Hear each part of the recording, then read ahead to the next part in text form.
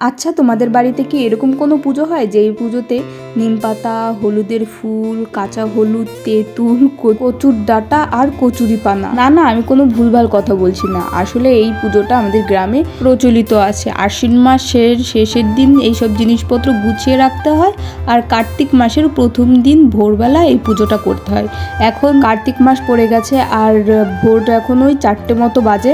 পুজোর জিনিসপত্রগুলো গোছানো শুরু করে দিয়েছে। আর এই পুজোর প্রধান প্রসাদ হলো তালশাঁস। না না, তালশাঁস বলতে তোমরা যেটা চেনো সেইটা না। পাকা তাল খাওয়ার পর যে আটিটা ফেলে দেওয়া হয়, সেই আটি থেকে যেই শাঁসটা হয় সেইটাই আমরা এটাকে তালশাঁস হিসাবেই চিনি। এইটা দিয়েই আসল পুজোটা করা হয়, এইটাই এই পুজোর প্রসাদ। আর অনেকগুলো কাঁচামাটির প্রদীপ বানাতে হয়।